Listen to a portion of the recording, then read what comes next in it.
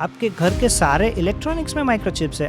एक इंसान अपनी लाइफ में 1000 से ज़्यादा माइक्रोचिप्स की कांटेक्ट में आता है। आप जो कार चलाते हैं उसमें माइक्रोचिप्स है, रेफ्रिजरेटर, माइक्रोवेव ओवन्स, टेलीविज़न, यहाँ पे सब में माइक्रोचिप होता है। माइक्रोचिप के बगैर ये पूरी दुनिया नहीं चलेगी। हमारे आज गेस्ट हैं जो ये चिप बनाते हैं, ना कि यूएस में, ना कि ताइवान में, बट इंडियन सॉइल पर। वेलकम मार्मिक भट्ट। धन्यवाद। जो ब्रह्मोस मिसाइल इतनी एक्यूरेटली पाकिस्तान में हिट की, तो क्या ये सभी चीज़ों में भी सेमीकंडक्टर्स का उतना इम्पोर्टेंट रोल है? डिफेंस और मेडिकल ऐसे फील्ड है जहाँ पे उसका सबसे ज़्यादा इम्पैक्ट हो रहा है, प्रिसीजन, और उसके लिए यू नीड माइक्रोचिप्स। जो हमारे मोस्ट एडवांस फाइटर प्लेन से, मोस्ट एडवांस मिसाइल्स है, तो उसके प्रिसीजन गाइडेंस के लिए बहुत सारी माइक्रोचिप्स की ज़रूरत पड़ती है। Taiwan makes 92% of the semiconductor chips जो 7 नैनोमीटर्स और उसके बिलो है। Remaining 8% is doing south Korea में सैमसंग कर रहा है। क्यों नहीं यूएस, क्यों नहीं चाइना, क्यों नहीं Russia? 3 generation of scientists are available in Taiwan. They have completely focused on 3 decades. जैसे यहाँ पे ऐसे मेंटेलिटी है कि एक बार आप गवर्नमेंट एम्प्लॉय बन गए, आपकी लाइफ सेट। उधर वहाँ पे है आप एक नैनो टेक्नोलॉजी या सेमीकंडक्टर एक्सपर्ट बन गए, आपकी लाइफ सेट। एरिया का कंट्रीब्यूशन पहले से रहा है ये इंडस्ट्री में। 75% of world chip being designed by Indians, whether they are in India और आउटसाइड, बट हम मैन्युफैक्चर नहीं करते। तो ये चीज़ हमें बदलनी है। चिप के अंदर क्या आएगा वो यूएस में डिसाइड होता है। चिप की डिज़ाइन इंडियन बनाता है, उसकी मैन्युफैक्चरिंग ताइवान में होती है, उसकी असेंबली चाइना में होती है, और वापस हम सबसे ज़्यादा इलेक्ट्रॉनिक्स हम ही खरीदते हैं। ये तो यही बात हुई, आपके घर में शेफ है और आप रेस्टोरेंट में खाना खाने जा रहे हैं। एप्पल, माइक्रोसॉफ्ट, इन सबको ओवरटेक करके एनवीडिया कैसे मोस्ट वैल्यूएबल कंपनी बन गई? Is US protecting Taiwan against China just because of the semiconductors? Absolutely. Is it safe to say कि by the end of 2026 US दुनिया में सबसे advanced semiconductor manufacturing कर रहा होगा? नहीं, इंडिया करता होगा। Very amazing time to live in India right now.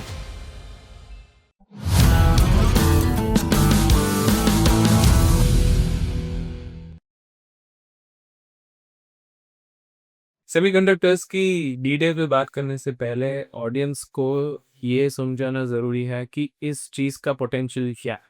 News में सिर्फ ये आता है कि कोविड के टाइम पे सेमीकंडक्टर स्टॉक हो गए, ऑटोमोबाइल इंडस्ट्री डिसरप्ट हो गई, सेमीकंडक्टर के न्यूज़ आते हैं। एक्चुअल में सेमीकंडक्टर है क्या? सेमीकंडक्टर बेसिकली एक सिस्टम को बोला जाता है जहाँ पे कुछ एलिमेंट दोनों चीज़ कर सकते हैं। वो इलेक्ट्रिसिटी को कंडक्ट भी कर सकते हैं और उसको इंसुलेट भी कर सकते हैं। तो जैसे हमारे पास ग्लास है, राइट? तो ग्लास एक इंसुलेटर है जिससे इलेक्ट्रिसिटी पास नहीं हो सकती, और कोई मेटल हो, कॉपर है, एल्यूमिनियम है, जो कंडक्टर है, जो इलेक्ट्रिसिटी कंडक्ट कर सकती है। बेसिकली हमने स्कूल में देखा कंडक्टर जो इलेक्ट्रिसिटी पास कर सकता है। तो semiconductor is an element with some push, you can conduct और you can stop, you can do both of the process. तो उस एलिमेंट को सेमीकंडक्टर कहते हैं। अभी commonly silicon is being used, right? और वो नेचर में इतने अबेंडेंट है कि उससे बहुत सारी चीज़ें बन सकती हैं। तो सेमीकंडक्टर की मदद से हम एक डिजिटल वर्ल्ड क्रिएट कर सकते हैं, 0 या 1, एक ट्रांजिस्टर बना के, जो कंप्यूटर की लैंग्वेज है, राइट? तो उससे पहले सब एनालॉग था। उसके बाद जो कैलकुलेशन हम कर पा रहे हैं, जो डिजिटल वर्ल्ड आया, वो सेमीकंडक्टर की वजह से आया। हम आज जो रिन्यूएबल एनर्जी यूज़ करें, जो सोलर सेल्स होते हैं, जो हमारी सोलर पैनल्स में लगते हैं, वो भी एक हिसाब से सेमीकंडक्टर है। आप जो जिससे रिकॉर्ड कर रहे हैं, वो वीडियो कैमरास जिसके अंदर फोटो डायोड्स होते हैं, वो भी एक सेमीकंडक्टर है। तो सेमीकंडक्टर जब ह्यूमैनिटी को पता चला कि कैसे एक सेमीकंडक्टर हम यूटिलाइज करके बहुत सारे एप्लीकेशंस बना सकते हैं, तब से ये दुनिया बदल गई थी। तो semiconductor is one of the key part of human life, और फ्यूचर में बहुत सारे और एलिमेंट भी उसमें यूज़ होंगे, लेकिन सिलिकॉन के बगैर ये पूरी दुनिया रुक जाएगी। उसके बगैर कुछ नहीं हो पाएगा। तो मैं अगर आपसे पूछूं कि मेरे रेगुलर डे में, या फिर कोई लेमन के रेगुलर डे में, starting from morning to the end of the day, पूरे दिन में ऐसी कौन कौन सी चीज़ें हैं, if you can walk me through, कि जहाँ पे सेमीकंडक्टर्स यूज़ होते हैं डे टू डे लाइफ में? एक जनरल कैलकुलेशन आप देखोगे तो एक इंसान अपनी लाइफ में 1000 से ज़्यादा माइक्रोचिप्स की कांटेक्ट में आता है, या उसके बनाए हुए एप्लीकेशन को यूज़ करता है पूरी दिन में। आप जब उठते हो तो सबसे पहले आपका अलार्म बजेगा, राइट? तो फ़ोन में जो अलार्म है वो भी एक माइक्रोचिप ही है, आपका माइक्रो प्रोसेसर है जिसके वजह से ये अलार्म बज रहा है। उसके बाद सबसे पहला काम हम लोग करते हैं वो एसी बंद करने का करते हैं, तो वो रिमोट में भी माइक्रोचिप्स है। और पूरी लाइफ में मेडिकल डिवाइस से लेके हमारे कम्युनिकेशन डिवाइस से लेके एजुकेशन में या ट्रैवलिंग में, ट्रांसपोर्टेशन में, सब जगह पे माइक्रोचिप की ज़रूरत है। जैसे जैसे लाइफ ऑटोमेट हो रही है, हम टेक्नोलॉजी को लेके आ रहे हैं, हम टेक्नोलॉजी जहाँ पे यूज़ कर रहे हैं वहाँ पे माइक्रोचिप की रिक्वायरमेंट है। और उसके बगैर पूरा इलेक्ट्रॉनिक्स इंडस्ट्री चलेगी नहीं, हमारा टेक्नोलॉजिकल पुश नहीं होगा जिसके लिए हम सब मेहनत कर रहे हैं कि भाई हम ह्यूमन रेस को थोड़ा आगे लेके जाना चाहते हैं, तो वो पुश एक्चुअली माइक्रोचिप ही दे रहा है। तो जो आपने अभी बोला कि फॉर एग्जांपल आप जो कार चलाते हैं उसमें माइक्रोचिप्स है, आपका कंप्यूटर्स में माइक्रोचिप्स है, आपके घर के सारे इलेक्ट्रॉनिक्स में माइक्रोचिप्स है। आज तो लाइट्स भी आप कलर चेंज कर सकते हैं तो उसमें भी माइक्रोचिप्स हैं, because of the remote. Because of the remote. Bluetooth होता है उसमें, वाईफाई होता है। फिर आपके जो अप्लायंसेस होते हैं, रेफ्रिजरेटर, माइक्रोवेव ओवन्स, टेलीविज़न, यहाँ पे सब में माइक्रोचिप होता है। Even some small things like remote control के वगैरह आप कैसे टीवी ऑपरेट करोगे या एयर कंडीशन ऑपरेट करोगे, आपकी जो कार की होती है तो वहाँ पे सब जगह पे माइक्रोचिप्स होते हैं। एक्चुअली ये जो हमने कंज्यूमर इलेक्ट्रॉनिक्स की जो दुनिया बनाई है, जो हमारी लाइफ को इजी बनाती है, वो माइक्रोचिप के बेस पे ही बनी है। माइक्रोचिप के बगैर ये पूरी दुनिया नहीं चलेगी, राइट? तो उसका एक एप्लीकेशन का अगर मैं लिस्ट करूँ तो वो बहुत बड़ा लंबा लिस्ट होगा, क्योंकि उसकी कोई लिमिट ही नहीं है। हम अभी तो ग्लासेस में भी माइक्रोचिप्स आ गए हैं, जैसे रिसेंटली गूगल और मेटा ने भी लॉन्च किए हैं ग्लासेस, एआई ग्लासेस। तो ऐसी कोई रिंग भी आ गई है जहाँ पे आप NFC चिप्स होती है रिंग्स में। तो ऐसी कोई आइटम ह्यूमन ने नहीं छोड़ी जहाँ पे हम कोई कंपटीशन नहीं कर रहे हैं और वहाँ पे माइक्रोचिप नहीं है। हर जगह पे, इवन एक टाइम आएगा जब हमारी मेडिसिन में भी माइक्रोचिप होगी और दे विल आइडेंटिफाई कि उसको कितना डोज बॉडी को देना है, राइट? तो उस लेवल पे हम पहुँच गए हैं जहाँ पे पूरी दुनिया एक टेक्नोलॉजी के अंदर आ गई है, जिसके अंदर हम रहे, हम टेक्नोलॉजी के बाहर नहीं हैं अभी। हाँ, तो जैसे आपने बताया कि स्मार्टफोन में जो होती है चिप, तो वो उसमें एक ही चिप होती है या फिर मल्टीपल चिप्स होती है कोई एक पर्टिकुलर डिवाइस में, और उसको कैसे मतलब वो डिवाइस को कंट्रोल करती है, अगर आप ये बेसिक बताएं तो? वो कम्प्लीटली डिपेंड करता है कौन से डिवाइस है। जैसे जितने कॉम्प्लेक्स डिवाइस होंगे उसमें कभी कभी माइक्रोचिप्स ज़्यादा चाहिए। जैसे एक ऑटोमोबाइल कार, वो एक कॉम्प्लेक्स डिवाइस है, ठीक है? तो एक ऑटोमोबाइल के अंदर बहुत सारे डिफरेंट टाइप के माइक्रोचिप्स चाहिए। जैसे एयरबैग के माइक्रोचिप अलग है, ब्रेक्स और लाइट के माइक्रोचिप अलग है, आपके क्लाइमेट कंट्रोल है, आपकी सीट है, उसके माइक्रोचिप्स अलग है। फिर अभी तो उसके अंदर भी आर्टिफिशियल इंटेलिजेंस आ गया है, तो उसके AI के भी माइक्रोचिप्स अलग होते हैं। तो ये डिपेंड्स करता है कि कौन से एप्लीकेशन पे आप जा रहे हैं। जैसे रिमोट कंट्रोल है आपका, तो वो सिंपल एप्लीकेशन है, एक माइक्रोचिप से पूरा वो कंट्रोल हो सकता है। लेकिन आपका मोबाइल फ़ोन है, it's consider as another computer, तो उसके लिए डिफरेंट टाइप की माइक्रोचिप चाहिए। जैसे मेमोरी के लिए एक और माइक्रोचिप चाहिए। हम जो सिम कार्ड यूज़ करते हैं या फिर हम जो मेमोरी कार्ड यूज़ करते हैं वो भी माइक्रोचिप्स ही है बेसिकली, राइट? तो उसके लिए डिफरेंट टाइप के माइक्रोचिप चाहिए। तो प्रोसेसिंग करने के लिए माइक्रोचिप अलग है, कुछ पावर मैनेजमेंट के लिए अलग है, मेमोरीज के लिए अलग है। तो डिपेंड करता है कौन सा एप्लीकेशन है। अगर उसका एप्लीकेशन कॉम्प्लेक्स है तो मल्टीपल माइक्रोचिप्स चाहिए, और जितना ही मतलब एप्लीकेशन स्मॉल रहेगा तो एक माइक्रोचिप से भी ये काम हो सकता है। तो आईफोन्स में अगर हम बात करें तो उसमें फॉर एन एग्जांपल मैं आईफोन यूज़ करता हूँ, तो उसमें कितने सेमीकंडक्टर्स या माइक्रोचिप्स होते हैं? सेमीकंडक्टर्स तो बहुत सारे होंगे क्योंकि उसमें और भी कंपोनेंट्स होते हैं, लेकिन अगर आप माइक्रोचिप देखो तो 11 तो मिनिमम माइक्रोचिप्स हमें चाहिए। पावर मैनेजमेंट के लिए चाहिए, कुछ आपके डिफरेंट कंपोनेंट है, जैसे वाइब्रेशन के लिए कंपोनेंट है, माइक्रोफोन है, कैमरा कंट्रोलर्स है, फिर आपकी टच स्क्रीन का कंट्रोलर है, तो ऐसे माइक्रोचिप्स चाहिए।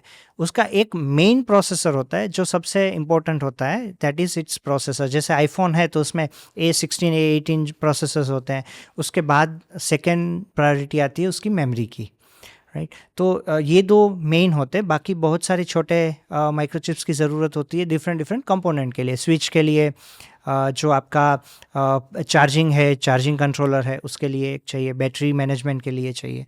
तो इतने सारे माइक्रोचिप्स को कंबाइन करके उसका एक मदरबोर्ड बनता है। तो जैसे आपने बताया कि माइक्रोचिप और सेमीकंडक्टर्स दो अलग चीज़ें हैं, तो ये दोनों में मेन डिफरेंस क्या होता है? तो semiconductor is kind of a element जिसके वजह से आप बहुत सारे एप्लीकेशन कर सकते हो।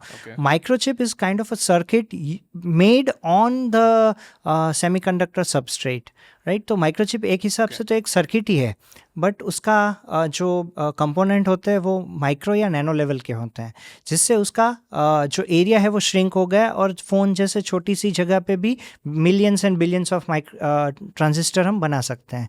तो बेसिकली सेमीकंडक्टर एक इंडस्ट्री का नाम है, पर बट बेसिकली उसके अंदर एक एरिया है जिसको माइक्रोचिप कहते हैं।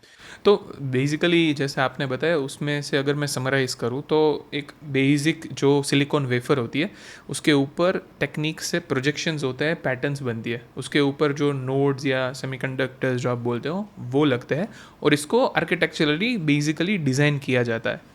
तो उसके बाद जो फाइनल फिनिश्ड प्रोडक्ट होती है, जो सेमीकंडक्टर हम जिसको बोलते हैं, अगर वो कोई अपने हाथ में पकड़ता है तो आप उसे कैसे एक्सप्लेन करेंगे कि ये क्या होता है? So I would like to show something. Yes, please.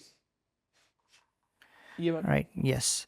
So basically semiconductor is an element, right? तो ये एक silicon wafer है.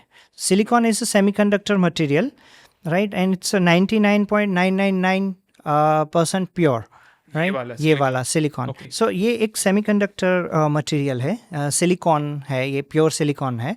और इसके अंदर हमने बोरोन की एक इम्प्योरिटी डाली है, और बोरोन की इम्प्योरिटी डालने से ये एक पी टाइप मटेरियल हो जाता है, जिसके पास एक इलेक्ट्रॉन लेने के लिए एक जगह होती है, राइट, जिसको हम पी टाइप सेमीकंडक्टर बोलते हैं। तो बेसिकली आप जो सिलिकॉन है जो नेचर में अवेलेबल है उसको प्योरीफाई करते हैं, उसको उसमें एक आप इम्प्योरिटी डालते हैं, राइट, जिससे उसकी प्रॉपर्टी मॉडिफाई होती है, करेक्ट? राइट। और ये इसको हम डिफ्यूजन या इम्प्लांटेशन कहते हैं। और उसके बाद इसके अंदर हम फॉस्फोरस या आर्सेनिक की मदद से एन टाइप इम्प्योरिटीज डालते हैं, जिसके कारण एन या पी जंक्शंस बनते हैं, और वही एन और पी जंक्शंस अल्टीमेटली एक ट्रांजिस्टर बनाते हैं जिससे 0 या 1 बन सके, राइट। तो अगर उसको एक सर्किट बनाओ कि भाई एन से पी की साइड इलेक्ट्रॉन्स जंप करे, तो वो एक सेमीकंडक्टर सर्किट बन गई जिससे एक ट्रांजिस्टर बनता है। तो यही इसको ही सेमीकंडक्टर बोलते हैं, और यही वेफर होती है जिसके ऊपर हम माइक्रोचिप्स बनाते हैं। इसके ऊपर माइक्रोचिप्स बनती है, उसको कट करके फिर उसके बाद उसके एप्लीकेशन में पीसीबी बोर्ड में उसको हम लगाते हैं। आपका मतलब है इस साइज में से इसमें से एक से ज़्यादा माइक्रोचिप बन सकते हैं? सो बेसिकली ये 6 इंच का वेफर है, यूजुअली हम यही प्रोसेस करते हैं, इसमें 600 माइक्रोचिप्स बन सकती हैं। ओह, ओके, राइट। और एक माइक्रोचिप अगर आप देखने जाओ तो एक नाखून से भी छोटी होती है, राइट। वो सिर्फ 15 mm² की ही होती है, राइट। और ये बल्क में बनाते हैं क्योंकि इसकी रिक्वायरमेंट भी इतनी सारी है, इतने सारे लोग इसको यूज़ करते हैं, तो ऐसी वेफर्स पे हज़ारों माइक्रोचिप्स हम बनाते हैं। ओह वाओ, सो बेसिकली ये आप बोल रहे हैं वो सेमीकंडक्टर है। Yes, जो लोग yes. माइंड में सोच रहे हैं Yes, सप्लाई yes, कम yes, हो गई, yes, तो yes. इसकी सप्लाई कम इसकी सप्लाई सेमीकंडक्टर डिवाइसेस की सप्लाई कम हो गई थी, जिसके कारण माइक्रोचिप्स बन नहीं पा रहे थे, और इसको प्रोसेस करने की एक लिमिट है, राइट। फॉर एग्जांपल अगर कोई फाउंड्री है, सेमीकंडक्टर फाउंड्री, जो ऐसी वेफर्स में से माइक्रोचिप बनाती है, फाउंड्री मतलब फैक्ट्री, Okay. राइट। तो सेमीकंडक्टर की जो फैक्ट्रीज होती हैं जो माइक्रोचिप बनाती है उसको फैब्स बोलते हैं। Okay. वो फैब्रिकेशन का शॉर्ट फॉर्म है, फैब्स। तो वो फैब्स की एक इंस्टॉल कैपेसिटी होती है, उसकी जो सप्लाई होती है उससे कहीं ज़्यादा डिमांड है, और अगर उसकी सप्लाई में थोड़ा सा भी डिस्ट्रप्शन हो तो बहुत सारे उसके रिपरकशन होते हैं, जिसमें से एक रिपरकशन हमने पेंडेमिक के दरमियान देख लिया कि भाई ऑटोमोबाइल सेगमेंट को बहुत नुकसान हुआ क्योंकि उसकी चिप्स अवेलेबल नहीं थी। अभी ये बेसिक आपने ये जो सब बताया है, तो आपने ये बेसिक यूज़ केसेस जो डे टू डे लाइफ में उसकी बात की। अगर मैं पूछूं कि इसके एडवांस्ड यूज़ केसेस क्या है सेमीकंडक्टर्स के? सेमीकंडक्टर के बहुत सारे एडवांस यूसेज है। मैं अगर थोड़े एडवांस की बात करूं, राइट, तो कॉम्प्लेक्स माइक्रोचिप्स तो हर जगह पे यूज़ हो रही है, जैसे डेटा सेंटर में। हम बहुत सारी चीज़ें हमें पता भी नहीं लेकिन बैकग्राउंड में हो रही है, जैसे हम किसी को व्हाट्सएप मैसेज कर रहे हैं या वीडियो कॉल कर रहे हैं, उसके पीछे होते हैं डेटा सेंटर्स, और वो डेटा सेंटर्स में भी वही माइक्रोचिप्स होते हैं जो हम यूज़ कर रहे हैं, लेकिन वो बहुत कॉम्प्लेक्स होते हैं, राइट, और उसकी टेक्नोलॉजी भी बहुत हाई एंड होती है। दूसरा है कि आर्टिफिशियल इंटेलिजेंस, हर जगह पे अभी आर्टिफिशियल इंटेलिजेंस है। हमें जो टाइप कर रहे हैं और उसमें सजेशन आ रहा है वो भी एआई है। तो एआई के लिए भी हमें माइक्रोचिप्स की ही ज़रूरत रहती है। तो वो सब चीज़ें बेसिकली तो सेमीकंडक्टर से ही आती है, राइट। उसके अलावा हमारे चार्जर्स है। एडवांस यूसेज में अगर हम देखें तो अभी क्वांटम पे हम जा रहे हैं, राइट। तो उसमें जोसेफिन जंक्शन करके एक टेक्नोलॉजी है, तो वो भी सेमीकंडक्टर से ही लेके वो क्यूबिट्स बनाते हैं और उससे क्वांटम कंप्यूटर बनेंगे फ्यूचर में, राइट, जो बहुत सारी कॉम्प्लेक्स मैथमेटिकल प्रॉब्लम्स सॉल्व करेंगे, हमारे लाइफ के, हमारे साइंस के, फिजिक्स के प्रॉब्लम्स वो आसानी से सॉल्व करेंगे। तो ये आपने जो क्वांटम कंप्यूटिंग की बात कर रहे हैं, अगर आप उसका एक क्विक मिनट एक्सप्लेनेशन दे दे तो बेसिकली मुझे क्वांटम की जानकारी इसलिए है क्योंकि वो सेमीकंडक्टर से बहुत सारी चीज़ें अलाइन करती है, राइट। फॉर एग्जांपल हम, जैसे मैंने आपको बताया कि सेमीकंडक्टर से ट्रांजिस्टर बना जिससे 0 और 1 बने, राइट। तो 0 और 1 से हमने बाइनरी एक मैथमेटिक्स क्रिएट किया जिससे पूरा हमारा डिजिटल वर्ल्ड अभी चल रहा है, जो भी हम यूज़ कर रहे हैं। लेकिन क्वांटम की एक एडिशनल बेनिफिट है जिसको बोलते हैं सुपरपोजिशन। सुपरपोजिशन की सिचुएशन ये होती है कि वो 0 भी हो सकता है, 1 भी हो सकता है, तो पॉसिबिलिटी 4 हो जाती है, 0 1, 1 और 0 अथवा 0 और 1, राइट। तो 4 पॉसिबिलिटी से मैथमेटिक्स भी इतना कॉम्प्लेक्स हो जाता है, और इससे हम कॉम्प्लेक्स से कॉम्प्लेक्स बहुत बहुत फास्टर मैथमेटिकल सॉल्यूशंस ले सकते हैं। और एक हिसाब से अगर देखो तो पूरी दुनिया मैथमेटिक्स से ही बनी है, फिजिक्स से, राइट। तो उसका सॉल्यूशन अगर कोई सोल्व कर सकता है तो वो क्वांटम कंप्यूटर है। जैसे बहुत सारे प्रॉब्लम्स अभी तक सोल्व नहीं हुए क्योंकि हमारी ह्यूमन की कैलकुलेशन की एक लिमिट थी। पहले हम मैन्युअली कैलकुलेट करते थे, फिर कैलकुलेटर्स आए, फिर कंप्यूटर्स आए, फिर आर्टिफिशियल इंटेलिजेंस भी आए, लेकिन उसके बाद भी कॉम्प्लेक्स मैथमेटिक का सॉल्यूशंस लेने के लिए हमें क्वांटम कंप्यूटर की ज़रूरत पड़ेगी। तो शायद ऐसा हो कि फ्यूचर में टेलीपोर्टेशन, ऐसी सब चीज़ें जो अभी फिक्शन लगती है, साइंस फिक्शन, वो शायद हमारी जनरेशन, आगे की जनरेशन वो रियल लाइफ में यूज़ करती हो। तो क्वांटम कंप्यूटर ऐसी चीज़ है, एक मैथमेटिक्स को यूज़ करके पूरी दुनिया को वो चेंज कर सकती है। और इसमें भी the base is semiconductors. Base is completely semiconductor. शायद उसका जो future of semiconductor is super conductors, right. तो सेमीकंडक्टर का मीनिंग है कि they can do both of the things, they can become conductor and insulator, but future में हमें ऐसी मटेरियल्स चाहिए जिसका कोई रेजिस्टेंस ना हो, तो वी नीड सुपर कंडक्टर्स। तो उसका फ्यूचर तो सुपर कंडक्टर पे है, और बहुत सारी कंपनीज उस पर काम कर रही है, इवन इंडियन कंपनीज भी उस पर काम कर रही हैं। इंडिया का एक जैसे सेमीकंडक्टर मिशन है गवर्नमेंट का, ऐसा एक नेशनल क्वांटम मिशन भी है, और जिसको अजय चौधरी लीड कर रहे हैं, जो HCL कंप्यूटर्स के फाउंडर मेंबर है। तो उस पे थोड़ा टाइम देना है, थोड़ा रिसर्च देना है, उसके बाद वो एक्चुअल में एक यूजेबल लेवल पे आ जाएंगे जिस पे बहुत सारे प्रॉब्लम सॉल्विंग स्टार्ट हो जाएंगे।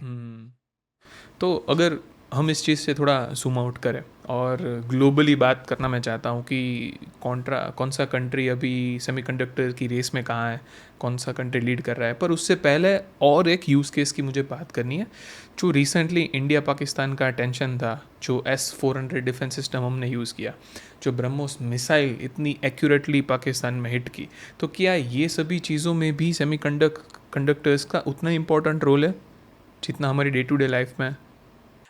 डिफेंस और मेडिकल ऐसे चीज़ है जहाँ पे semiconductor plays a critical part, right. तो अगर सेमीकंडक्टर में देखो, जैसे हमने बात की कि भाई सेमीकंडक्टर ऐसी कोई जगह नहीं है जहाँ पे सेमीकंडक्टर्स यूज़ नहीं हो रहे हैं, जहाँ पे माइक्रोचिप्स यूज़ नहीं हो रही है। बट डिफेंस और मेडिकल ऐसे फील्ड है जहाँ पे उसका सबसे ज़्यादा इम्पैक्ट हो रहा है, राइट। तो जैसे पेस मेकर्स होते हैं, फिर बहुत सारे मेडिकल इक्विपमेंट्स होते हैं, उसी प्रकार बहुत सारे सेंसर्स होते हैं जो डिफेंस में यूज़ होते हैं। जैसे हमने देखा कि ब्रह्मोस मिसाइल ने एक्यूरेट डिस्टेंस मेजर करके उसी जगह पे उसने स्ट्राइक किया जहाँ पे उसकी ज़रूरत थी, राइट। किसी और को डैमेज नहीं किया। तो that precision came from some microchips. They are custom algorithms जो हमारे इंडियन साइंटिस्ट ने बनाए हैं। बेसिकली ये सब चीज़ें SCL मोहाली जो हमारी सेमीकंडक्टर लेबोरेटरीज है वहाँ पे बनती है। तो ये सारी चीज़ें बहुत रोल प्ले करती हैं। डिफेंस में तो पर्टिकुलरली बहुत ही रोल प्ले करती है, क्योंकि अगर आप डिफेंस की बात कर रहे हो 2025 में, तो उसका एक पर्याय है प्रिसीजन, और उसके लिए यू नीड माइक्रोचिप्स। जो हमारे मोस्ट एडवांस फाइटर प्लेन्स है, मोस्ट एडवांस मिसाइल्स है, तो उसके प्रिसीजन गाइडेंस के लिए बहुत सारी माइक्रोचिप्स की ज़रूरत पड़ती है। और उसके लिए सेमीकंडक्टर इंडस्ट्री की बगैर ये पॉसिबल ही नहीं है।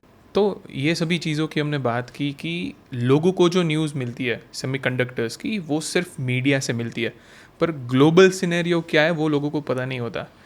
Taiwan, as far as I know, makes 92% of the semiconductor chips जो 7 नैनोमीटर्स और उसके बिलो है, अंटिल 3 नैनोमीटर्स।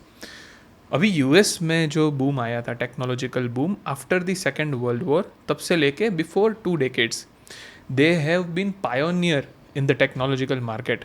जो भी इंडस्ट्रीज़ थी, like companies like Intel, TI, ये सभी कंपनीज ने सेमीकंडक्टर्स बनाना स्टार्ट किया था।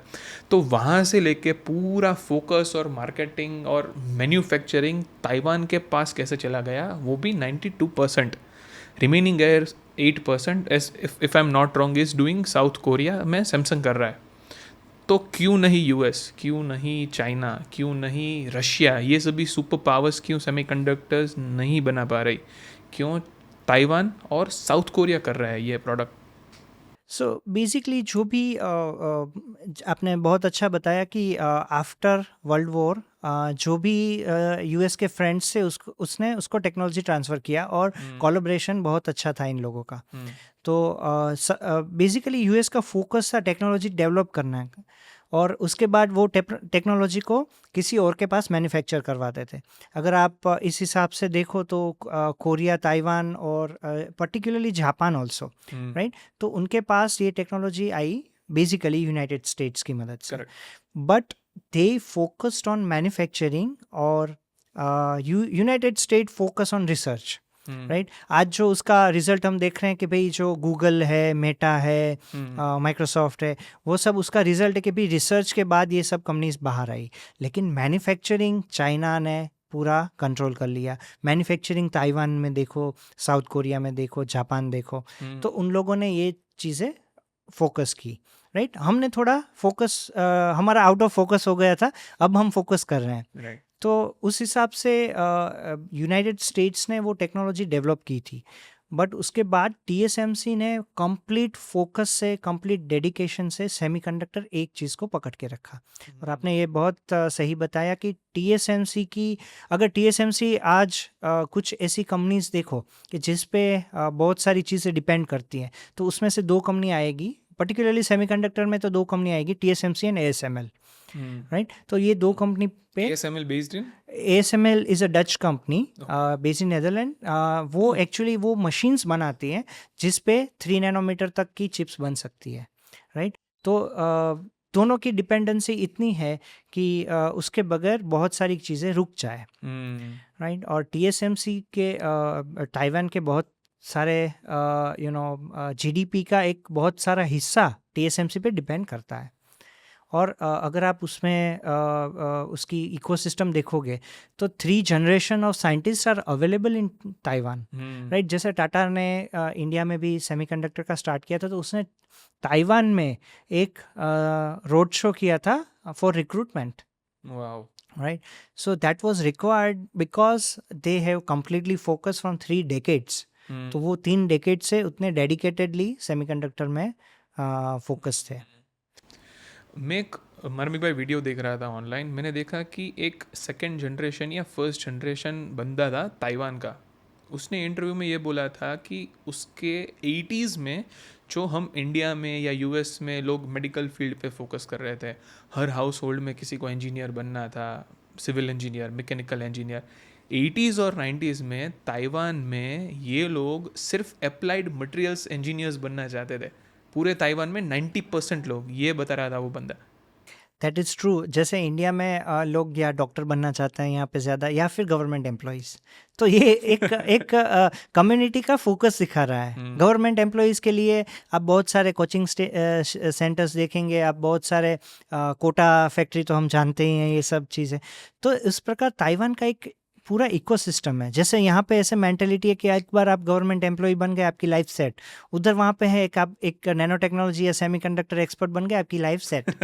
तो ये एक माइंडसेट बन गया है। जैसे यूएस में ऐसा कोई माइंडसेट नहीं है, यहाँ पे इंडिपेंडेंट रहने का एक माइंडसेट है। तो हर जगह का एक कंप्लीट फोकस रहता है। फ्रांस में आर्ट पे ज़्यादा है फोकस, तो उसी प्रकार ताइवान का कंप्लीटली ट्रू कि भाई ये एक फोकस है। भाई if you done that in semiconductors you are paint all set, right.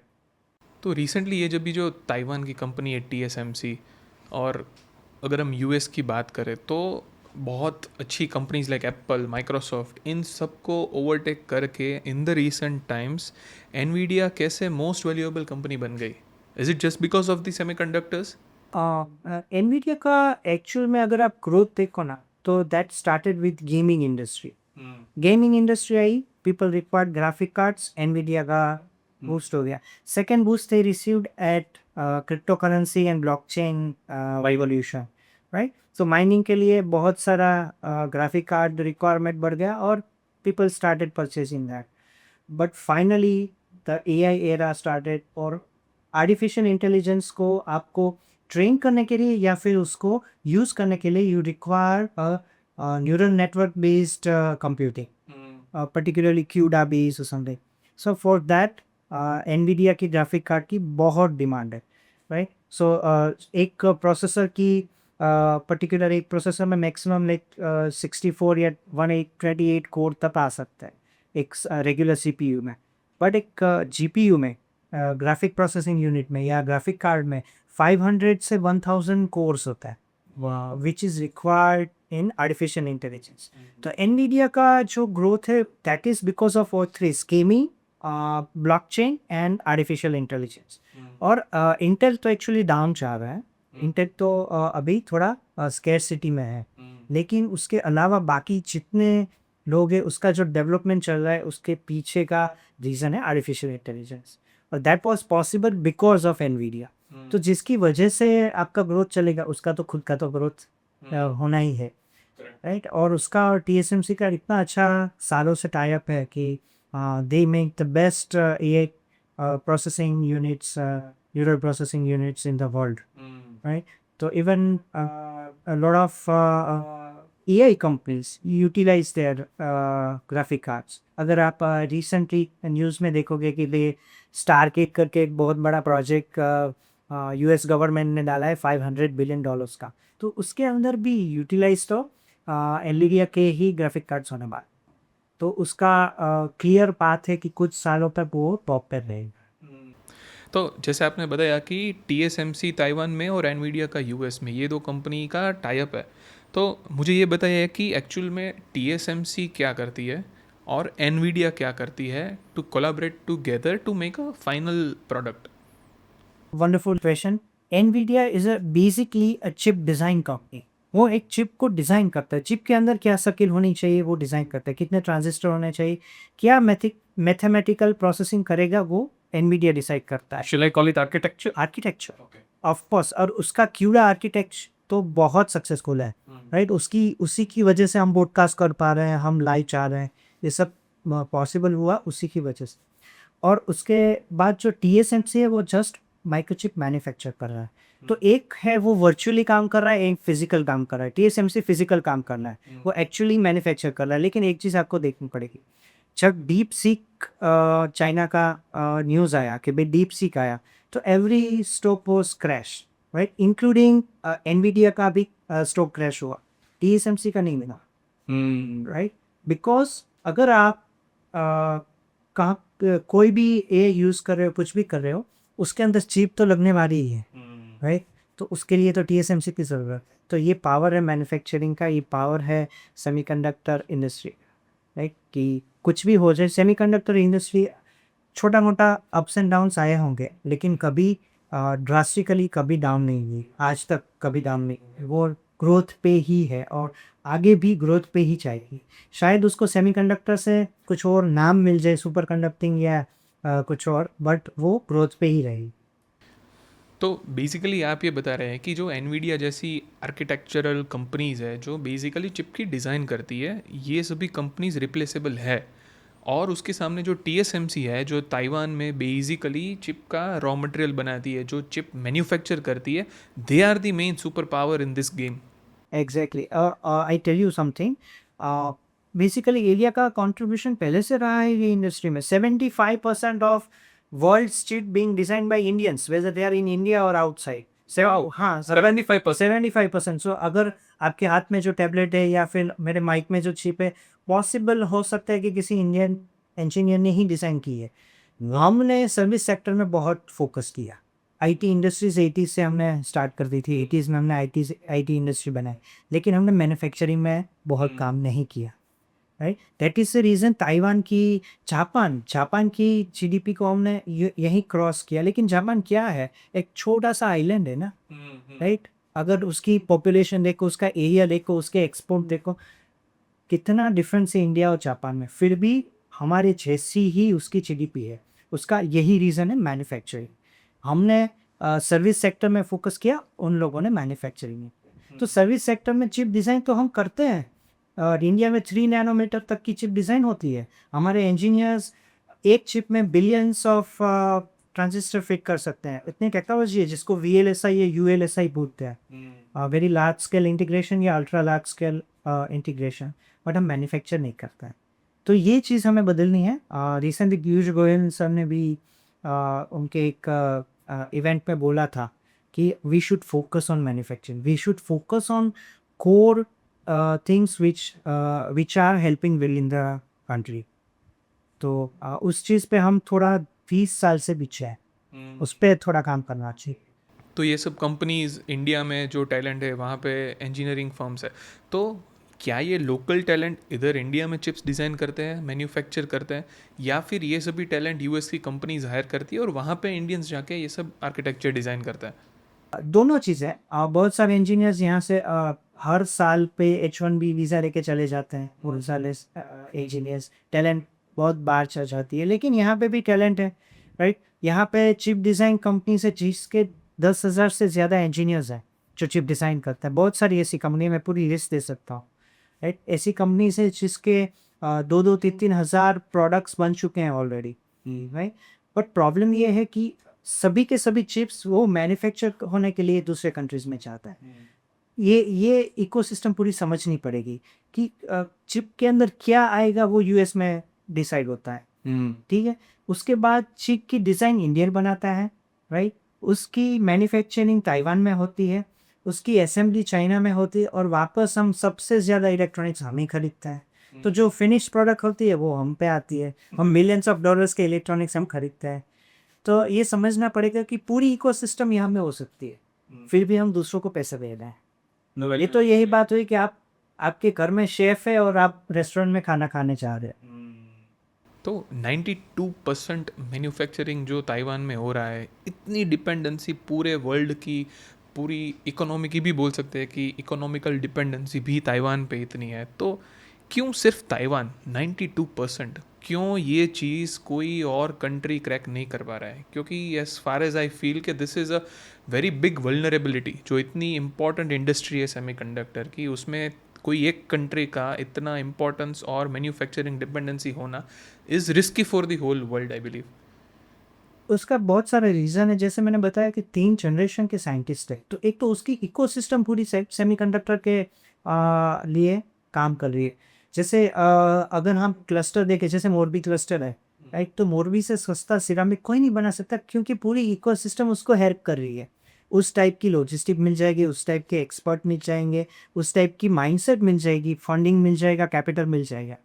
यही सिस्टम चल रहा है ताइवान में, राइट? वहाँ पे एक्सपर्टीज़ है, वहाँ पे गवर्नमेंट सपोर्ट है, ये सब है, राइट? तो पूरी एक सेमीकंडक्टर इकोसिस्टम वहाँ पे चल रही है, राइट? ये सिस्टम इंडिया अभी डेवलप कर रहा है। यूएसए ने भी वो ट्रेन मिस कर दी है। यूएसए ने यूएस चिप्स एक्ट करके पेंडेमिक के टाइम पे ये एक्ट चालू किया था कि यूएस चिप्स एक्ट, राइट? तो ये बहुत इम्पोर्टेंट था कि वो अपनी जो ग्रिप निकल गई है सेमीकंडक्टर को, उसको पकड़ के रखें। तो उसके लिए वो भी एफर्ट्स करना चालू कर दिया, लेकिन ये पूरी इकोसिस्टम तो ताइवान ने ही बनाई है। थोड़ा साउथ कोरिया में भी है, जापान में भी है, बट ताइवान जैसी इकोसिस्टम पे बना नहीं पाया। तो ये सभी सिनेरियो से अगर मैं बात करूं, जो हम न्यूज़ में चीज़ देख रहे हैं कि यूएस मिलिट्री ताइवान के जो रडार में आके अपनी एयर ड्रिल्स कर रही है, नेवी की ड्रिल्स कर रही है, और यूएस का उसको सपोर्ट है बेसिकली चाइना की नेवी और एयरफोर्स की अगेंस्ट ताइवान को बिकॉज ऑफ द सेमीकंडक्टर्स।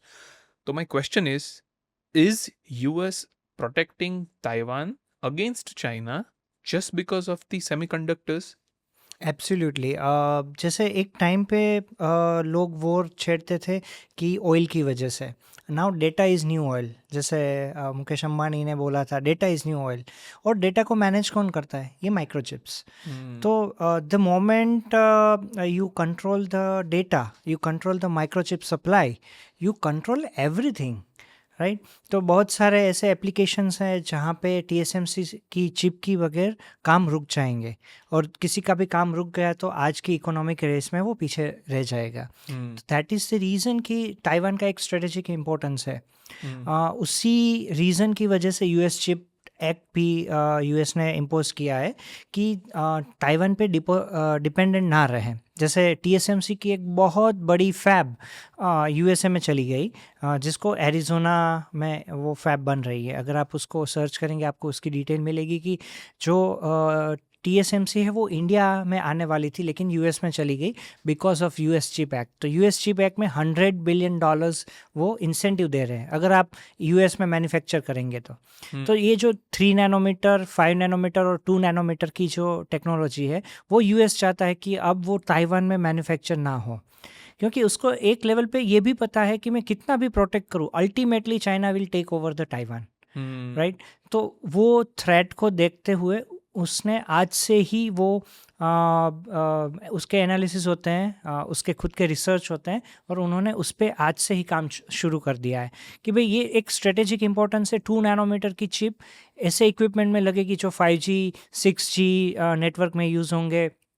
आपका जो कोर इंफ्रास्ट्रक्चर है जिस पे एक डेली लाइफ चलती है, वो इंफ्रास्ट्रक्चर में जैसे नेटवर्किंग है, आपके स्टॉक मार्केट से, उसमें ये सब चिप्स यूज़ होने वाली हैं। तो एक स्ट्रेटेजिकली इम्पोर्टेंट है, तो उसको प्रोटेक्ट करना बहुत ज़रूरी है, वरना आपका पूरा जो फैब्रिक है वो टूट जाएगा। तो उसके लिए उसने आज से ही काम शुरू कर दिया।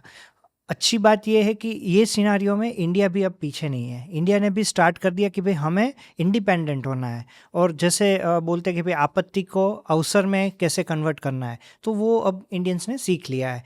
बट ये शुरू तो यूएस ने कर लिया था, उसने भाप लिया था कि ये एक बहुत बड़ा थ्रेट हो सकता है, कि बहुत सारे मिलिट्री ऑपरेशन करने के बाद भी शायद चाइना ताइवान को कैप्चर कर ले, तो उसका एक सब्स्टिट्यूट हमारे पास होना चाहिए। तो बेसिकली आपने बताया कि यूएस एक्ट के तहत ताइवानीज की TSMC main producer of semiconductors is shifting to US. तो Right. already as we are talking in 2025, कितना प्रोडक्शन TSMC का यूके शिफ्ट हो गया है और is it in the pipeline? तो दो फैब तो कम्प्लीटली बन रहे हैं। एक फैब 2025 में इस ईयर ही स्टार्ट होने वाली थी, लेकिन वो थोड़ी डिले में चल रही है, लेकिन 26-27 में तो वो स्टार्ट हो जाएगी, दैट इज़, और that can produce up to 2 nanometer of technology. 3 nanometer से भी एक एडवांस टेक्नोलॉजी पे है। दूसरी ग्लोबल फाउंड्रीज भी बना रही हैं, टावर सेमीकंडक्टर भी वहाँ पे जा रही है, और लोकल यूएसए की कंपनीज भी, जैसे इंटेल भी एक फैब बना रहा है वहाँ पे। तो एक हिसाब से ताइवान की मोनोपोली टूटे, ये प्लान के साथ यूएस चिप एक्ट इंट्रोड्यूस हुआ है। उसका उन्होंने एक बहुत अच्छा सॉल्यूशन, पॉलिटिकल सॉल्यूशन निकाला है कि we incentive you, right, we give you really nice incentive कि आप यहाँ पे फैब डालो। फैब डालने के लिए बहुत इन्वेस्टमेंट की ज़रूरत है, कैपिटल इंटेंसिव बिजनेस है, तो मैं आपको थोड़ा इंसेंटिव अपने यूएस गवर्नमेंट ट्रेजरी में से दे देता हूँ। तो ये एक बहुत अच्छा स्ट्रेटेजिक स्टेप है, जिसकी वजह से मैन्युफैक्चरिंग है वो TSM ताइवान से थोड़ा थोड़ा होके यूएस की और शिफ्ट हो रही है। तो इज इट सेफ टू से कि by the end of 2026 US दुनिया में सबसे एडवांस्ड सेमीकंडक्टर मैन्युफैक्चरिंग कर रहा होगा?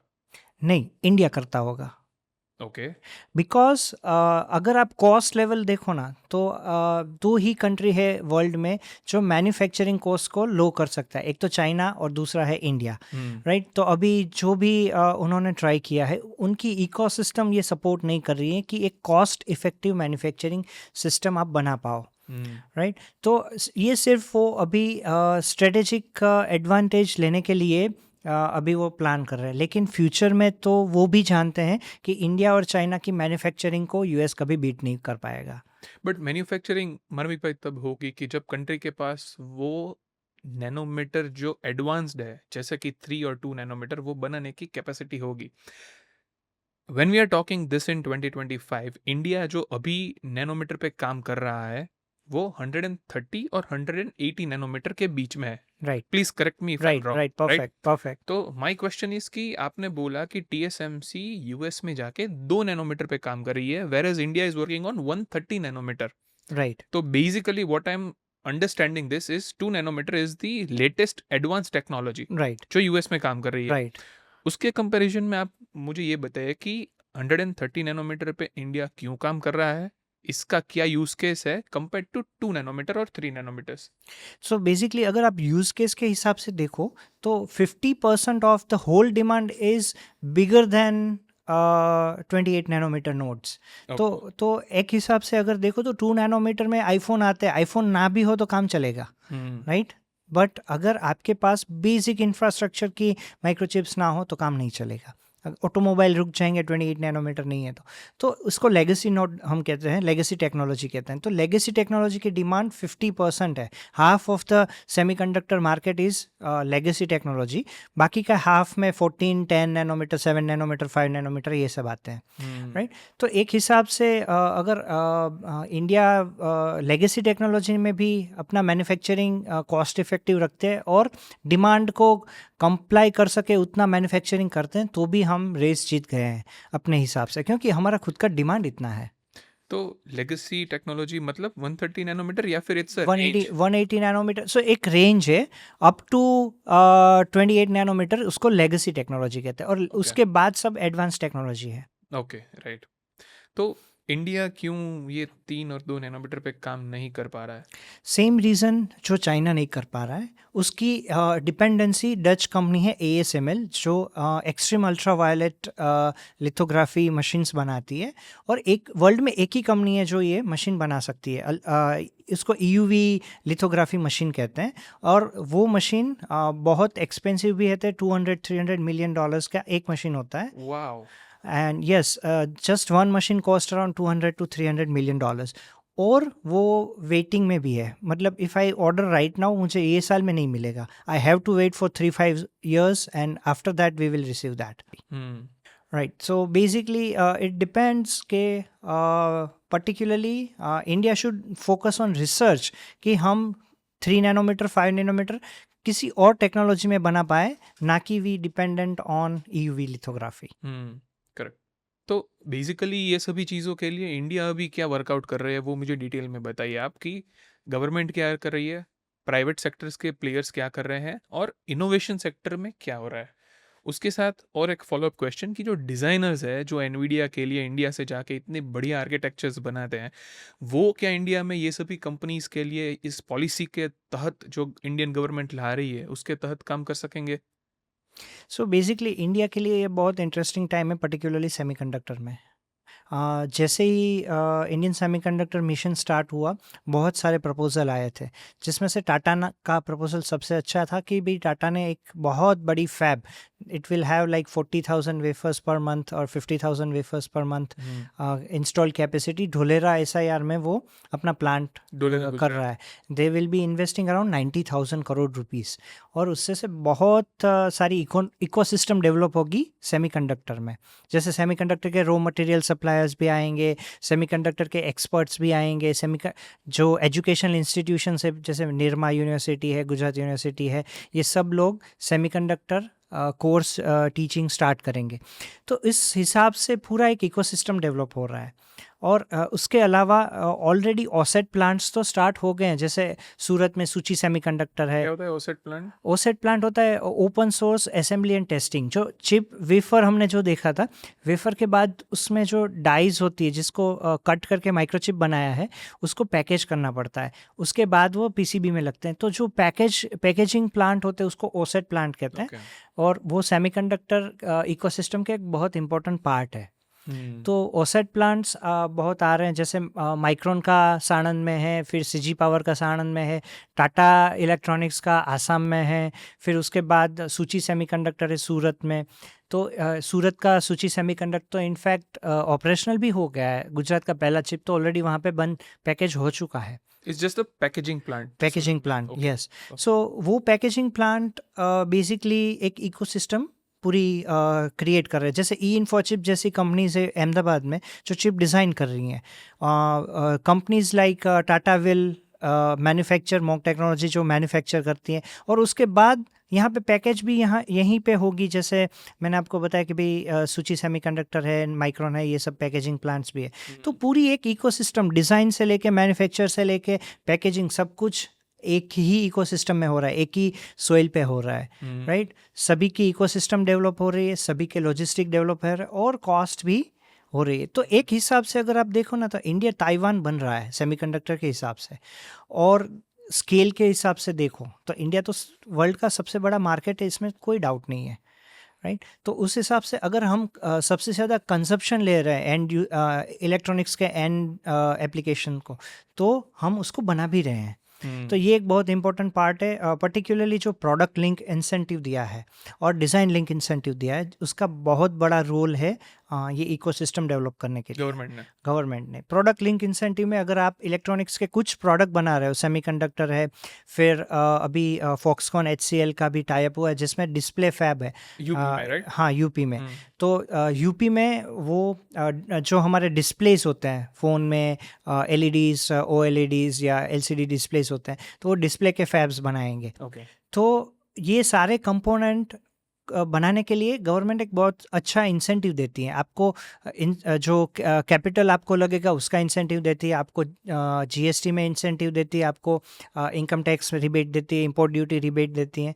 तो ये सारी चीज़ें मिलती हैं। और पर्टिकुलरली गुजरात सेमीकंडक्टर मिशन ने भी बहुत अच्छा स्कीम दिया है कि भाई जो अगर आप गुजरात में ये मैन्युफैक्चर कर रहे हो तो 25% of your capex will be rebated to you. आपको इलेक्ट्रिसिटी बहुत कम प्राइस में देते हैं। Water supply is very important for semiconductor manufacturing. तो वाटर सप्लाई देते हैं, और सिंगल विंडो क्लियरेंस होता है कि अगर आप ये प्रोडक्ट्स बना रहे हो यहाँ पे, राइट, तो आपको क्लियरेंस के लिए एक दूसरी जगह पे जाने की ज़रूरत नहीं है। एक ही कॉन्टेक्ट से आप पूरे अपने क्लियरेंस ले सकते हो, फैक्ट्री लाइसेंस से लेके सब कुछ। तो मतलब गवर्नमेंट भी अभी ऑल राउंड सपोर्ट कर रही है ये सभी मैन्युफैक्चरर्स को सपोर्ट करने के लिए। जो 30 साल पहले ताइवान गवर्नमेंट ने या सिंगापुर गवर्नमेंट ने या जापानीज़ गवर्नमेंट ने सेमीकंडक्टर के लिए किया था, अब वो इंडिया के लिए हो रहा है। और डिज़ाइन लिंक इंसेंटिव भी बहुत अच्छा है। बहुत सारे डिज़ाइनर, जैसे हमने थोड़ी देर पहले डिस्कस किया कि भाई बहुत सारे इंडियन चिप डिज़ाइनर्स है, राइट, वो दूसरे कंपनीज की चिप्स डिज़ाइन कर रहे हैं, अब वो खुद की डिज़ाइन भी फैब्रिकेट कर पाएंगे। उसके लिए एक बहुत अच्छा इंसेंटिव स्कीम आया है, डिज़ाइन लिंक इंसेंटिव। अगर आप चिप इंडिया में डिज़ाइन कर रहे हो तो आपको इंसेंटिव मिलेगा, तो that is very big thing. और इससे इंडियन प्रोडक्ट्स बाहर आएगी। जैसे ये इंटेल का माइक्रो प्रोसेसर है, जैसे i3, i5, i9, राइट, उसी प्रकार इंडिया के ऑलरेडी शक्ति प्रोसेसर है, जैसे उस प्रकार वेगा प्रोसेसर्स है, तो ऐसे हमारे प्रोसेसर्स बाहर आ रहे हैं। सीडेक है जिसने पहले परम कंप्यूटर बनाया था, हमारा पहला सुपर कंप्यूटर, उस प्रकार से अब हमारे जैसे ओला कृत्रिम है, ओला का एक सेमीकंडक्टर स्टार्टअप भी है जिसका नाम है कृत्रिम, वो 3 चिप उन्होंने लॉन्च की है। तो उस प्रकार से इंडिया के प्रोसेसर्स और इंडिया के चिप्स बाहर आएंगे। तो ये बहुत बढ़िया चीज़ है इंडियन प्रोडक्ट डेवलपमेंट कंपनी के लिए। शायद हम देखें कि बोट का एक फ़ोन आया हो जिसमें सभी माइक्रोचिप्स इंडियन हो, तो ये चीज़ हम कुछ ही साल में देख पाएंगे। तो ये इकोसिस्टम बिल्ड हो रही है अभी। Very amazing to see so much happening on the Indian Very, soil. very amazing time to live in India right now. But मार्मिक भाई, आपने जो भी एक्सप्लेन किया अभी तक, मैन्युफैक्चरिंग का पूरा प्रोसेस, पूरा सप्लाई चेन, वो गवर्नमेंट के सपोर्ट से, मैनुअल ब्रेन्स जो लोकल इंडिया में, वहाँ से, जगह से, लेबर से, स्किल्ड लोग से, ये सभी चीज़ें डेवलप हो सकती है। एक चीज़ है जो इंडिया में होनी ज़रूरी है, वो है रॉ मटेरियल्स, राइट, जो हम खुद से बना नहीं सकते। तो Right. Basically raw materials semiconductor बनाने में क्या क्या लगते हैं, और कौन कौन से इंडिया में अवेलेबल है, कौन कौन से इंपोर्ट करना पड़ेगा इंडिया को रॉ मटेरियल्स? अभी का सिनेरियो आप देखोगे ना, तो सभी रॉ मटेरियल इंपोर्ट ही करने पड़ते हैं। We are dependent on this raw material supply company. कौन कौन से होते हैं रॉ मटेरियल्स? सो बेसिकली एक जो हमने थोड़ी देर पहले दिखाया था, वो ब्लैंक वेफर्स होती है, सिलिकॉन वेफर्स। तो ये प्योर सिलिकॉन इंगोट होते हैं जो क्रिस्टलाइज करके बनाए जाते हैं। इसके लिए बहुत कैपेक्स इन्वेस्टमेंट है, लेकिन वी आर गुड कि टाटा और अदानी दोनों उसमें काम कर रहे हैं, राइट। सो जैसे ही सोलर सेल के लिए वो बनाते हैं, उससे ज़्यादा प्योरिटी के साथ वो सेमीकंडक्टर्स के लिए भी वेफर्स बनाएंगे, राइट। तो एक तो वो सपोर्ट मिल रहा है। दूसरे स्पेशलिटी गैसेस और कुछ केमिकल्स होते हैं जिसको हम 7N कहते हैं, 99.5 × 9। तो 7 9s के जो प्योरिटी वाले केमिकल्स की ज़रूरत होती है, वो केमिकल्स मिलने अभी बहुत मुश्किल है इंडिया में, because of that ecosystem. But उसके लिए भी अगर कोई काम कर रहा है, कोई बड़ी बात नहीं है, क्योंकि ताइवान भी किसी और से इंपोर्ट कर रहा है। कहाँ से, मतलब ये सो बहुत सारी, मैं एक आपको एग्जांपल दूं कि भाई अभी बहुत, even some of the material come from China to Taiwan, right? Silicon? No, Gases? the remaining the gases and everything, and even silicon wafers sometimes comes from China to Taiwan. Okay. So ऐसा बिल्कुल नहीं है कि तो एक हिसाब से semiconductor global business है, राइट। तो you have to purchase from someone else and you have to sell to someone else as well. तो जो यहाँ पे जो यूनिट होंगे वो बाहर से इंपोर्ट करेंगे raw material, that's okay, but finish good वो यहाँ पे बनाए, ये that is more important, right. अभी तो हम पूरा का पूरा इंपोर्ट कर रहे हैं, तो उससे तो बेहतर है कि सिर्फ रॉ मटेरियल इंपोर्ट करें। और एक हिसाब से अगर रॉ मटेरियल थोड़ा इंपोर्ट भी करना पड़े तो भी कोई बहुत इकोनॉमिक को प्रॉब्लम नहीं होगा, कुछ तो इंपोर्ट करना पड़ेगा क्योंकि ये ग्लोबल बिजनेस है। लेकिन फिनिश गुड की जिसकी सबसे ज़्यादा कीमत होती है वो फिनिश गुड्स होते हैं, तो फिनिश गुड्स तो इंडिया में ही बनेंगे। तो अगर इकोसिस्टम आप देखो तो एक रॉ मटेरियल की भी एक इकोसिस्टम डेवलप हो रही है, लेकिन ये इंडस्ट्री यहाँ पे नहीं थी, इसलिए उसका लॉजिस्टिक भी नहीं है। तो वो अभी बहुत अर्ली स्टेज में है। आपने जो रॉ मटेरियल का मतलब बताया कि रॉ मटेरियल इंपोर्ट करना कोई बुरी बात है नहीं, पर मैन्युफैक्चरिंग इज इम्पोर्टेंट। यस। पर अगर मैं आपको पूछूं कि रॉ मटेरियल जैसे कि सिलिकॉन, हमने चाइना देखा है ओवर द इयर्स, बहुत सारे कंट्रीज में, for an example Africa, raw materials की अलग अलग इंडस्ट्रीज की बहुत सारी mining places they control, they take it on lease for 99 years or whatsoever. Right. तो is it the same scenario in silicon? क्या वो भी कंट्रोल्ड है कोई कंट्री के पास, या is it available in abundant amount globally? Globally silicon तो abundant है, बट उसकी जो फिनिश वेफर है वो प्रोसेस करने वाली कंपनी और वो स्केल पे प्रोसेस करने वाली कंपनी बहुत कम है। फिर भी it is not a big issue at the moment, right. उसको कॉस्ट इफेक्टिव मैनर में इंडिया में रखना, that is challenge right now कि भाई वही प्योरिटी मेंटेन करके रखें, उसका स्टॉक है वो अवेलेबल हो प्रोडक्शन टाइम के टाइम, तो वो एक चीज़ ज़्यादा इम्पोर्टेंट है। रिमेनिंग अगर इंपोर्ट कर रहे हैं तो कोई दिक्कत नहीं है। दूसरी चीज़ है जो रेयर अर्थ एलिमेंट्स है उस पे तो चाइना का बहुत बड़ा कब्जा है वर्ल्ड में। तो अगर अमेरिका भी बोल रहे तो they are also using China's logistic to get some of the rare earth material, right. तो कुछ जैसे आपने बताया कुछ माइंस पे 99 इयर्स का है, अर्जेंटीना में भी हमने देखा था। तो उस हिसाब से तो थोड़ा डिपेंडेंट तो रहना पड़ेगा ग्लोबल लॉजिस्टिक पे। बट एक चीज़ अच्छी है कि उसमें ऐसा नहीं है कि 100% डिपेंडेंट है, उसमें ऑप्शंस अवेलेबल है, right. Of course you have to import but you have some options, so इतना भी डिपेंडेंट उस पर नहीं है हम। आई गेस इस इंडस्ट्री की जितनी हमने अब तक बात की उसमें से आई कैन सी बहुत सारे चोक पॉइंट्स है यस कि वहाँ पे सप्लाई चेन डैमेज हो सकती है, Yes, yes, starting yes. From raw materials to जो मैन्युफैक्चरिंग का 92% कंट्रोल ताइवान के पास है, to design expertise in US right which are having the best designers from India. Right So I can see 4-5 choke points in this industry जहाँ पे Right. एक भी choke हो गया तो the industry or maybe the economy of the world would disrupt. Right that is true. और वो pandemic में हमें देख भी लिया। पेंडेमिक का एक आपको एग्जांपल दूँ कि जो हमारे लिथोग्राफी मशीन्स होते हैं उसमें एक गैस आता है आर्गन फ्लोराइड और क्रिप्टॉन फ्लोराइड, ARF और KRF उसको बोलते हैं। तो ड्यूरिंग पेंडेमिक और पेंडेमिक के थोड़े टाइम बाद भी उसकी डिमांड सर्ज पे थी और उसका सप्लाई बहुत कम था, क्योंकि उसके जो मेन 2 सप्लायर है they were very much stuck in conflict, right. One supplier is China, second supplier is Ukraine, right. So ये चीज़ हो सकती है कि बहुत सारे ऐसी जगह है जहाँ पे चोक हो सकती है। Choke points. Yes, Right. correct. मानविक भाई दुनिया की बात की, इंडिया की बात की, but I want to focus more on India, that's where we focus more. So let's focus on what you are doing. आप गुजरात में चिप बनाते हैं, 130 नैनोमीटर पे आप वर्क कर रहे हैं। बेसिकली आपका गोल क्या है? आप कौन से स्केल पे काम कर रहे हैं? कौन सी इंडस्ट्रीज को कौन सी फिनिश्ड प्रोडक्ट आप दे रहे हैं? और इंडिया में बिल्ड करने के चैलेंजेस क्या हैं? One after another. So basically हमें इंडिया को खुद का TSMC देना था, right. That was the goal. Otherwise I was very happy with my job and everything. So I wanted to make sure कि हम किसी पे डिपेंडेंट ना हो। तो मोंक टेक्नोलॉजी का सबसे बड़ा एडवांटेज है कि हमारे पास हमारी खुद की रेसिपी है, हमारी खुद की प्रोसेस है।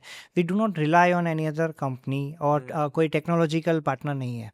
Recipe Right. मतलब आप रेसिपी architecture मतलब खुद design कर रहे हैं। Manufacturing steps, Okay. राइट। कि प्रोसेस करने के लिए हमें किसी के साथ पार्टनरशिप करने की ज़रूरत नहीं है। Correct. हमारी खुद की रेसिपी है, हमारी खुद की प्रोसेस है, Hmm. Right. That was the first idea कि इंडिया को खुद का एक TSMC मिले। Hmm. तो that was the core of that. Second thing, हमें एक ऐसी कंपनी बनानी थी जो फ्यूचर जाके एक बहुत बड़ा ऑर्गेनाइजेशन बने। जैसे जब मैं रिटायर हूँ तो मैं अपने मैनेजर्स को बोर्ड ऑफ डायरेक्टर बना के रिटायर हो सकूँ। तो वो प्लान से हमने एक इनिशिएटिव स्टार्ट किया था। इनिशियल लेवल पे बहुत स्मॉल स्केल से स्टार्ट करना एक बहुत अच्छी चीज़ मानी जाती है, लेकिन सेमीकंडक्टर में ये पार्ट बहुत डिफ़िकल्ट है। इंडिया में तो न्यूज़ में तो ऐसा ही कंसेप्ट बोलते हैं कि भाई अगर आपको सेमीकंडक्टर फैब बनाना तो बड़े स्केल पे बनाना पड़ेगा, या इसमें millions of dollars you have to invest and all that. Actually ये चीज़ सच नहीं है। You can start with small scale. आप ऑलरेडी IITs और एकेडेमिया के पास सेमीकंडक्टर लैब्स थी, बट उसमें रिपीटेबिलिटी नहीं थी, राइट। तो वो दैट व्हाट वी ब्रिंग कि भाई स्मॉल स्केल पे रिपीटेबिलिटी हो और ऐसा एक मैन्युफैक्चरिंग सेटअप हम बना पाए, right. Then we pushed ourselves कि we started with some micron level precision, then we moved to nano level precision, और finally we decided कि 180 and 130 nanometer are the nodes which are having really good demand for Indian electronics ecosystem, yes. तो सबसे ज़्यादा जो important है उससे start करते हैं, right. Then will move to a very advance technology. तो वहाँ से स्टार्ट करके धीरे धीरे हमने ये पूरी कंपनी बनाई। तो आपका प्लान है कुछ 3 नैनोमीटर 28 नैनोमीटर और बेसिकली 7 नैनोमीटर के लिए हम काम कर रहे हैं अभी, but we are not going to use EUV lithography, we are looking towards nano imprint lithography. तो थोड़ा हमारा फोकस है वो ऐसी टेक्नोलॉजी में जिस पे हम EUV पे डिपेंडेंट ना हो, और ऑफ कोर्स हमारे पास $200 मिलियन भी नहीं है कि हम EUV मशीन परचेज कर सके। राइट। तो नैनो इम्प्रिंट लिथोग्राफी एक उसका सब्स्टिट्यूट है जिसमें 7 नैनोमीटर पॉसिबल है, और बहुत सारे लोगों ने एक बार ट्राई कर लिया है 7 नैनोमीटर रिसर्च बेस पे। हमें जस्ट उस पे काम करके रिपीटेबिलिटी लानी है। तो एक लैब और एक सेमीकंडक्टर फैब में जो डिफरेंस है वो रिपीटेबिलिटी का है। लैब में आप माइक्रोचिप बना सकते हो, लेकिन आप रिपीट नहीं कर सकते, वो कमर्शियली वायबल नहीं होती, आपको पता नहीं दूसरी वेफर भी एग्जैक्ट सेम होगी या नहीं, राइट। तो वो रिपीटेबिलिटी लाने के लिए जो स्टेप्स लेने चाहिए वो मॉन्क ने लिए हैं। Right. No, that's really great, someone working for making semiconductors and हम ताइवान और यूएस इमेजिन नहीं कर रहे हैं, आप इंडियन सॉइल पे बना रहे हैं, वो भी स्मॉल स्केल से स्टार्ट करके। Very ambitious but very good, thank you so much. धन्यवाद। तो अभी थोड़ा इसमें से जूम आउट करके again I want to talk on the semiconductor ecosystem and the future. तो बेसिकली सेमीकंडक्टर जो एआई का रिवॉल्यूशन हम देख रहे हैं कि सभी लोग बात कर रहे हैं कि AI is the next revolution, but I feel is कि एआई का बैकबोन है सेमीकंडक्टर। जो भी ग्राफिक डिजाइनिंग हो रहा है, एनवीडिया के स्टॉक्स स्काई रॉकेट हो रहे हैं, जो भी कंप्यूटिंग पावर है वो at the end of the day semiconductor के पास है। और आई फील कि सेमीकंडक्टर का मार्केट चोक पॉइंट की वजह से डिसरप्ट हुआ, तो एआई का रिवॉल्यूशन भी on the spot it will stop. Am I right when I am saying this? Absolutely right. उसका बैकबोन तो सेमीकंडक्टर ही है, because when you come you require to process large data. अगर आप एआई का कोई भी मॉडल लोगे तो these are very gigantic data sets, right. उसके वेट्स बिलियंस ऑफ टोकन्स में होते हैं, जैसे चैट जीपीटी का है, डीप सीक का है। तो उसके लिए you need a very advance semiconductor designs where it can handle that kind of data flow in itself. So for example उसके लिए मेमोरी भी एक एडवांस मेमोरी चाहिए जिसको हम हाई बैंडविड्थ मेमोरी कहते हैं, HBM कहते हैं। तो that completely based on advancement of semiconductor technology.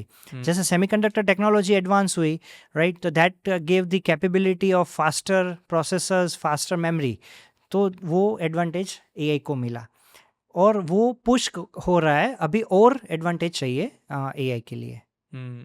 Right. तो इसकी वजह से इज इट सेफ टू से कि जो कंट्री है वो सेमीकंडक्टर का मार्केट कवर करेगा, that will lead the revolution of AI? बिल्कुल कह सकते हैं, क्योंकि that is one of the reason. आप वॉन्ट बिलीव कि Middle East is investing heavily in artificial intelligence. अगर आप सऊदी का रिसेंट आप अनाउंसमेंट देखो, they are building huge infrastructure for artificial intelligence. Abu Dhabi में recently they plan for a really big AI data center. As said, like the data is the new oil. They are moving from crude oil to data and AI. So those who have ability to create a really nice AI infrastructure will going to lead the market for sure. So this is directly connected with your ecosystem, with your ecology and your economy, right? So for example, if you have the highest infrastructure on artificial intelligence, आप अपने लोगों को ज़्यादा रोज़गार दे पाओगे, लोगों की life easy होगी, इंफ्रास्ट्रक्चर अच्छा होगा, लॉजिस्टिक अच्छा होगा, ट्रांसपोर्टेशन अच्छा होगा, मेडिकल सर्विसेज अच्छी होंगी, कॉरपोरेशन म्यूनिसिपल सर्विसेज अच्छी होंगी, राइट, आपका गवर्नेंस अच्छा होगा। तो those who lead the artificial intelligence will going to give better life to their citizens, और ultimately will lead the world, right. That is the reason सभी लोग अल्टीमेटली चाहते हैं कि we want to control the data, but how you are going to control the data? Through semiconductors, right.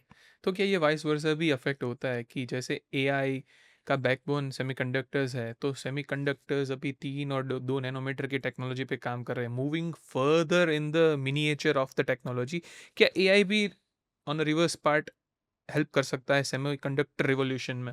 Absolutely already chip designing का अगर आप part देखो तो artificial intelligence is already being implied. For example ChatGPT and Grok and like copilots are already helping chip designers. यहाँ पे एक VLSI में Verilog coding होता है जिससे आरटीएल डिज़ाइन बनती है, right. So that is already being utilized in industry right now. People are using artificial intelligence to design very complex chips. जहाँ पे ह्यूमन एफर्ट्स बहुत ज़रूरी है वहाँ पे एआई यूज़ करके चिप डिज़ाइन को स्मूथ बनाया जा रहा है. And also in chip manufacturing, right. So यहाँ पे डिफेक्ट इंस्पेक्शन होता है कि छोटी सी भी डिफेक्ट हो तो उसको इंस्पेक्ट कर सके. ऐसी टेक्नोलॉजी आर्टिफिशियल इंटेलिजेंस ऑलरेडी दे रहा है. तो जैसे सेमीकंडक्टर हेल्प कर रहा है एआई को, AI is also helping chip design as well as chip manufacturing industries as well. तो क्या हम ये कह सकते हैं, इज इट सेफ टू से कि सेमीकंडक्टर का कोल्ड वॉर एक तरह से वर्ल्ड में शुरू हो चुका है, बस हमें पता नहीं है अभी, we don't realise it yet? Absolutely हो चुका था. हमें बहुत लेट पता चला क्योंकि जब लोगों को पता चला, लोगों को पता भी नहीं होगा ASML क्या है कंपनी, बहुत सारे लोगों को पता नहीं होगा, लेकिन उसकी लाइफ उस पर डिपेंडेंट है, राइट. अगर ASML बंद हो जाए तो there won't be any upgradation for higher technology nodes, और जो डिमांड है वो तो बढ़ती ही जाएगी. आप कुछ करो या ना करो, डिमांड तो रहेगी, वो that will be increasing every year. तो एक्चुअली में हमारा फोकस कहाँ पे रहता है, that is more important, right. हम टेक्नोलॉजियाँ करते हैं, लेकिन हमें एक्चुअल में पता होना चाहिए कि टेक्नोलॉजी कहाँ पे हमारी लाइफ को अफेक्ट कर रही है, राइट. तो ये बिल्कुल कह सकते हैं कि कोल्ड वॉर शुरू हो गया है. So where do you see India in this big game in next 5 years? I am actually optimistic in terms of India, क्योंकि कभी भी इंडिया पे चैलेंज आया तो इंडियंस ने ये चैलेंज को एक्सेप्ट किया है और इंडियन ने ये चैलेंज को सॉर्ट आउट भी किया है, राइट. हमारे पास ऐसा नहीं है सेमीकंडक्टर. प्रीवियसली हमारे पास बहुत सारे चैलेंजेस थे. इंफ्रास्ट्रक्चर एक itself was challenge, right. Communication networking was also a challenge, but हमने वो सॉल्व कर दिया. हम ये चैलेंज भी सॉल्व कर देंगे. India is really nice in terms of intellectual property, right?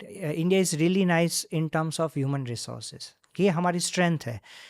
Particularly ये ही हमें हेल्प करेगा, not only in semiconductor but also in artificial intelligence as well, right. This is a matter of time that हमें news मिलेंगे कि भाई India का खुद का AI मॉडल है अभी. जैसे भाषिनी करके एक बहुत अच्छा मॉडल हम देखने वाले हैं. बहुत सारे इंफ्रास्ट्रक्चर डेवलपमेंट हो रहे हैं. डेटा सेंटर में योटा करके जो कंपनी है वो डेटा सेंटर्स बना रही हैं आर्टिफिशियल इंटेलिजेंस के लिए. तो ये सब चीज़ें मिला के अगर आप देखोगे तो definitely India is not behind in the race. Of course we might not be leading right now, but हमारा पोटेंशियल इतना है कि we are in the race and everybody is acknowledging कि India is in the race for sure. तो you mean कि अगर government, locals और private players focus करे तो India could be a big part of this game in the next 5 years? Absolutely, सभी stake holder को participate करना पड़ेगा, right. I have seen students using AI for education, right. और बहुत सारे लोग कहते हैं कि इसका नहीं करना चाहिए.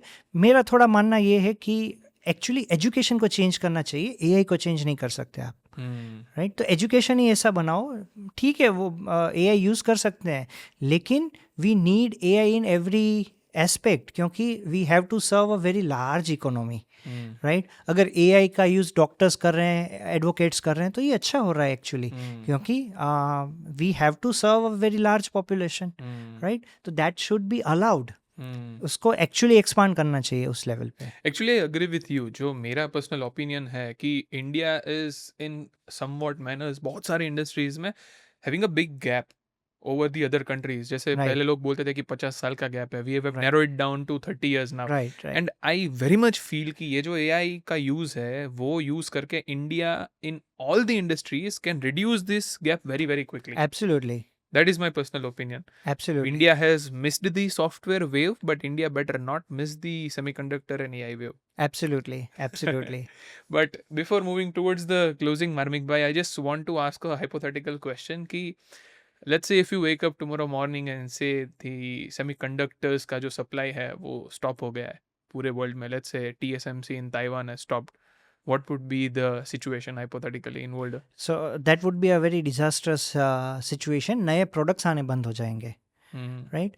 जो पुराने प्रोडक्ट्स है उसकी रीसेल वैल्यू बढ़ जाएंगी. एक चीज़ होगी कि भाई हम यूज एंड थ्रो नहीं करेंगे कुछ, will utilize the old products because नए प्रोडक्ट्स आने से सप्लाई बंद हो जाएंगे. लेकिन आई पर्सनली बिलीव अगर TSM से ऐसा हाइपोथेटिकली होता है तो हाइपोथेटिकली एक नया प्लेयर सामने आएगा. क्योंकि आई पर्सनली बिलीव कि जिसकी डिमांड होती है ना उसके कुछ सप्लायर्स तो बन ही जाते हैं, राइट. सो ग्लोबल फाउंड्री जो 10-12 नैनोमीटर पे अभी रुकी हुई है, it will push them self. Intel जो पीछे हैं वो आगे आ जाएंगी, सैमसंग विल आ जाए.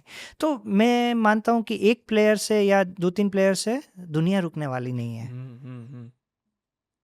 थैंक यू सो मच मार्मिक भाई, आप आज इधर आए, इतनी सारी सेमीकंडक्टर पे बात की, because I really personally wanted to do a podcast on this, because topic मेरे रिसर्च के बाद मुझे पता चला कि एक एवरेज इंडियन को ये टॉपिक समझना कितना इंपॉर्टेंट है, and there is not much resources on the internet in the podcasting world जो इस टॉपिक पे बात कर रहे हैं. But thank you so much, आप इंडिया में ऐसी सेमीकंडक्टर जैसी एडवांस चीज़ें बना रहे हैं.